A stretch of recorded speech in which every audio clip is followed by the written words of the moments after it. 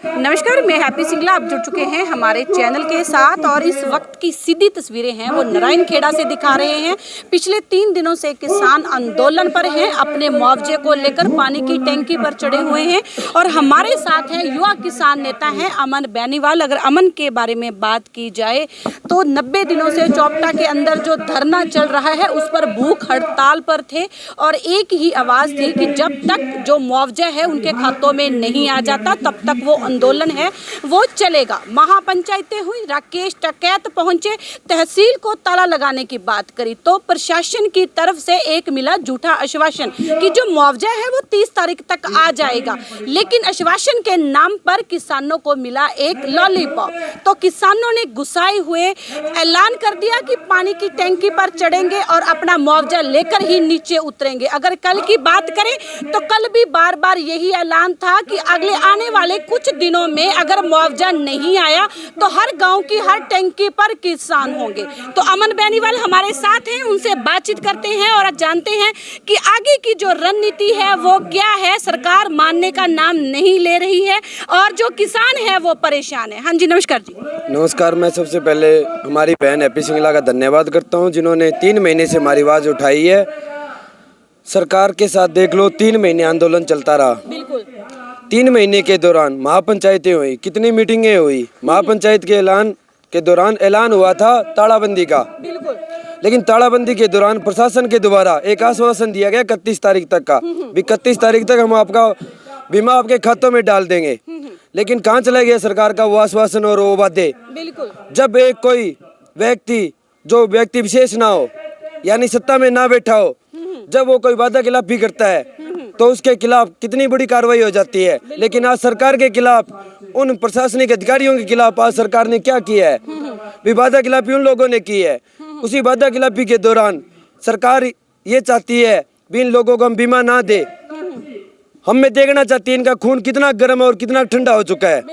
लेकिन सरकार को जवाब देना चाहते हैं भी हमारा खून वही भगत सिंह का खून है और हमारे अंदर वो एक धब्बा वाला खून नहीं है। बिल्कुल जिन लोगों में खून में धब्बा है और जो अपने दादाओं की राजनीति करते हैं, हम अपने पूर्वजों की मान, अपने किसानों की आन बान और शान और पगड़ी के लिए हम अपने कुर्बान हो सकते हैं, अपनी जान दे सकते हैं। उसी दौरान हमारे 4 साथियों ने टंकी पे चढ़ने का निर्णय किया और जब तक हमारा खातों में बीमा नहीं आएगा वो टंकी पे चढ़े रहेंगे। और साथियों, उसके बाद में जब आज हमारे दोबारा एक पंचायत हुई, हमने देखा 2 दिन के अंदर आज तीसरा दिन है टंकी पे चढ़े हुए। शासन प्रशासन पहले दिन आया था अपनी कुछ दहशत जमाने के लिए, उसके बाद में कल प्रशासन शासन बिल्कुल शांत रहा। लेकिन प्रशासन शासन ये देखना चाहता है भी इनमें कितना जोर है और कितना इनका गर्म खून है।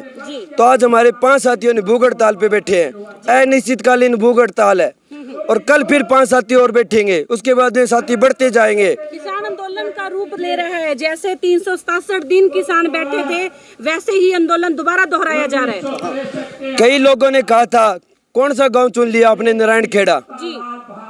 दिल्ली बड़ी नहीं होती किसी से, दिल्ली बड़ी होती है आदमियों से, आदमियों के सिरों से। ये नारायण खेड़ा वही दिल्ली दोबारा बन जाएगा। और आपने देखा होगा कितना बड़ा ग्राउंड आज छोटा पड़ रहा है। पहले दिन 15 बाई 15 का टेंट लगा था और आज तीसरे दिन के अंदर 100 बाई 100 का टेंट होने जा रहा है। और 2-4 दिनों में, आने वाले दिनों में इस नारायण खेड़ा गाँव में पैर रखने की जगह नहीं होगी। अमन, कंपनी की तरफ से ये कहा जा रहा है, प्रशासन की तरफ से भी बातें आ रही हैं कि किसानों ने 2-2 बार बीमा करवा रखा है। कहीं ना कहीं किसान भी यहाँ पर गलत हैं, उतनी खेती नहीं है जितना बीमा है। तो सोच विचार करने का है। क्या लगता है अगर कंपनियों ने बीमा नहीं दिया तो क्या किसान ऊपर ही रहेंगे? देखो, सरकार कहती है, प्रशासनिक अधिकारी कहती है 2-2 बार बीमा। अरे हमारे पास तो एक बार बीमे के भी पैसे नहीं है। हमारे घर में आके देखो, बच्चों की पढ़ाई के, बच्चों के कपड़ों के, हमको कोई चीज का क्या शौक नहीं है। हम भी पढ़े लिखे किसान हैं। फर्क इतना है, उनकी बुरसेट अंदर होती है और हमारी बुरसेट बाहर होती है। मैं खुद कोटा से IIT कर चुका किसान हूँ, लेकिन मेरे को लगा मैं खेती करूँ और उसके दौरान मैंने खाद बीज की दुकान भी कर रखी है। लेकिन अपने किसान भाइयों का दर्द देखकर मैंने किसानों के साथ आना चाहा और वही मैं आज किसानों के साथ 90 दिन से खड़ा हूँ और आगे भी खड़ा रहूंगा। किसान ऐसी टंकी पर रहेंगे। देखो जी, जब तक सरकार झुकती नहीं है, हमारे 4 साथी ऊपर चढ़े हुए हैं, उनकी एक ही जिद है खातों में बीमा डाल दो, हम नीचे आ जाएंगे। लेकिन एक दिल दहलाने वाली वीडियो आ रही है, ऊपर काफी परेशानी है आने जाने के लिए, मूल सुविधा के लिए जो पैड़ी है वो काफी टूट चुकी है, खतरा है ऊपर। क्या किसान ऊपर ही रहेंगे? खतरे की घंटी है ऊपर, क्या कहना चाहते हैं? डर नहीं है? देखो, डर है हमें हमारे भाइयों का, बिल्कुल। हमें उन 4 घरों का डर है, उनके बच्चों का डर है, बिल्कुल। उनको हम क्या जवाब देंगे? लेकिन जब कुर्बानी की बात आती है ना, तो देखा नहीं जाता क्या आगे इंतजाम होना है। कुर्बानी देनी होती है तो देनी ही है, अपनी फसल और नस्ल के लिए हम कुर्बानी देने जा रहे हैं। ठीक है जी। हाँ जी, क्या नाम है आपका? मेरा नाम भीम सिंह है, मैं भारतीय किसान यूनियन से जुड़ा हूँ जी। भीम सिंह, आप क्या कहना चाहते हैं? मैं ऊपर ये इतना खतरा है, नीचे परिवार है, सरकार का झूठा वायदा है। देखियो जी, ये सरकार तो है जमा निकम्मी, और ये सरकार में दम होता तो इतना किसानों को परेशानी भी नहीं करती। और मैं तो कहता हूँ भी ये इससे निकम्मी सरकार हो भी नहीं सकती। और हमारे 4 साथी चढ़िया, 4 साथी ना देखो, ये सारे किसान भाइयों को देखो, बिल्कुल भी अपनी फसल छोड़ के और अपने पैसा दिया हमने, कोई वो चंदा नहीं मांग रहे उनसे, हमारा पैसा पहले कटवाया है, फिर उनसे हमारा बीमा मांग रहे हैं और हमारा हक मांग रहे हैं, कोई उनसे वो अपनी वो नहीं मांग रहे जी। और 3 दिनों के दौरान पहले दिन जब यहाँ धरना लगा जी, हमारे साथी हड़ताल पे बैठे, जी, टंकी पे चढ़े, बिल्कुल। तो उस दौरान एसडीएम साहब राजेंद्र जी आए थे। कल आप पता कर लो, यहाँ कोई एक तहसीलदार को छोड़कर, उस तहसीलदार से तो हम 90 दिनों से मिल रहे हैं, उसको छोड़ के कोई प्रशासनिक अधिकारी नहीं आया। और आज डीसी साहब का बयान देखो आप, डीसी साहब का अखबार के अंदर बयान था, हमने बातचीत करनी चाहिए लेकिन उन किसानों ने नहीं की। देखो डीसी साहब के क्या बयान आ रहे हैं आज।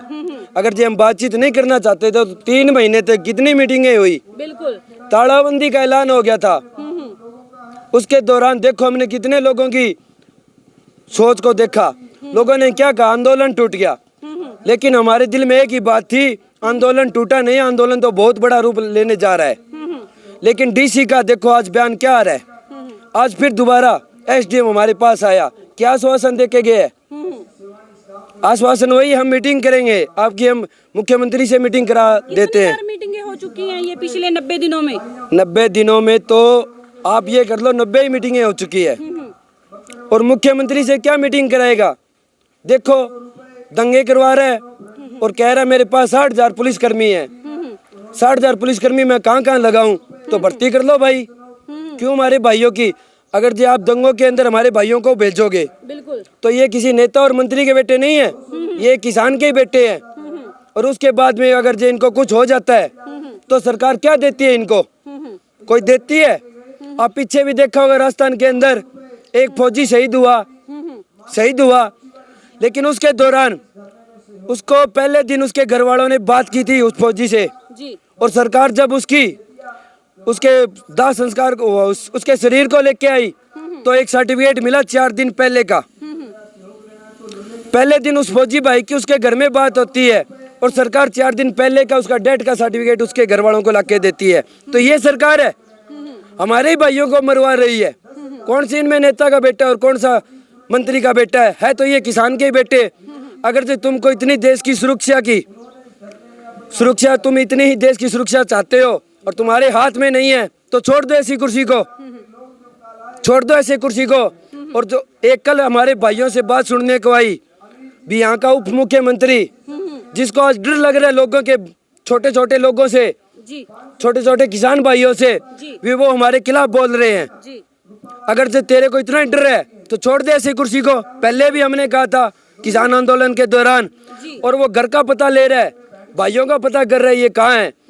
भाइयों की तरफ उंगली मत उठा देना, ये भूल जाएंगे किसका खून है। तेरे दादा के खून पे हम तेरे को छोड़ रहे हैं, ये मत सोचना भी ये किसान तेरे को तेरे दादा के खून से माफ कर देंगे। वो तेरे दादा नहीं थे, इस सारे पूरे जगत के और पूरे किसान के दादा थे। हाँ।